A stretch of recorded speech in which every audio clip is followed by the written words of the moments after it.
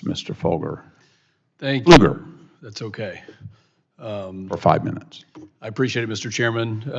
I represent the Permian Basin, and this area is the largest and most important and most productive area for oil and gas and energy, quite frankly, in the United States. We're constantly facing different threats. The threat of the day right now is the threat of an unattainment redesignation, and really the economic impact of this would be in the billions. But it's not just the economic impact, it's actually more the impact to citizens in this country, the 330 million people who depend on affordable and reliable energy production. And despite the administration's best efforts to kill the oil and gas industry, it still remains strong. And whether it's petrochemicals, whether it's plastics, whether it's going into an emergency room and seeing the PPE gear, it depends on feedstock that comes from a cleaner and more efficient area, and that's the area that I represent. Mr. Hamer, you referenced in your testimony the Oxford Economics study on the cost of the EPA's newly proposed fine particulate matter standard. I know you've talked about this here today, and found that they could affect us to the tune of 160, maybe even close to $200 billion in outputs. When you look at the costs that are in addition to the hundreds of billions of dollars in potential industry cost of the newly proposed standards, do you think these estimates sound reasonable? I do, Congressman. These estimates, unfortunately, are reasonable, and it would cost the Texas economy billions of dollars and thousands of jobs. And I just appreciate your great leadership. The Permian Basin is keeping this country going economically, and is also helping our allies abroad through a very difficult period of time. Well, let me thank you for that. Do you believe the Biden administration's proposal for lowering the standard recognizes and balances these economic risk with the other ball that's in the air, which is climate affordability? It's absolutely not balanced, and we heard earlier today how unbalanced it is. And Congressman, we would like to see a holistic approach that balances out these different issues. 84% of the remaining PM 2.5 is from wildfires, road dust, and other non-point sources. Does it leave enough headroom for businesses and attainment areas to obtain the permits they need to grow? I mean, and now we're not even talking about the energy industry. We're talking about any manufacturing, any building, anything that we do in this country.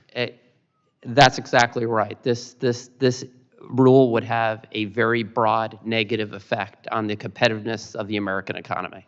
Yeah, the facts, despite not actually looking at the facts, we're actually hurting ourselves in the national security of this country. Speaking of wildfires, Mr. Byrd, if wildfires increase because of limitation of the prescribed burns, which we do in my area, manufacturing being driven to countries with less stringent environmental standards, the exporting of CO2 to places like China, and the other impacts we've talked about, is it possible that these standards could actually have an adverse effect on our air quality, despite in name being something else? Yes, Congressman. As we've looked at the air pollution that impacts our state, of course, international transport is part of that.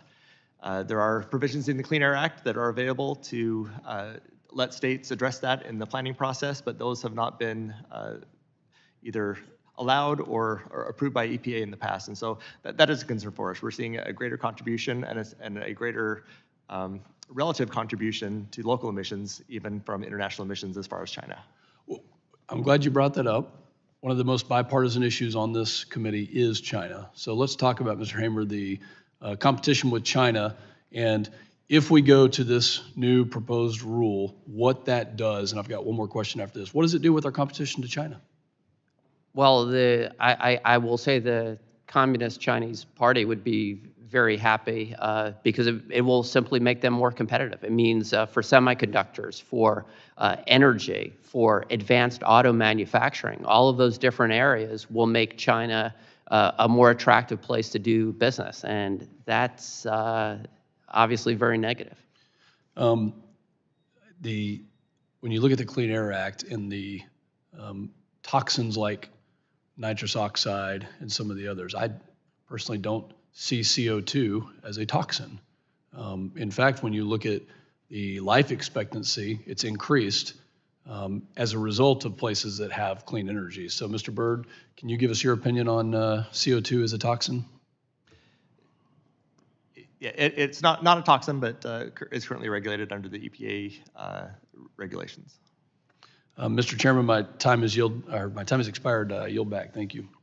Gentleman yields back. The chair now recognizes gentleman from California, Mr. Obernolte, for 5 minutes. Well, thank you very much, Mr. Chairman. Thank you to our witnesses.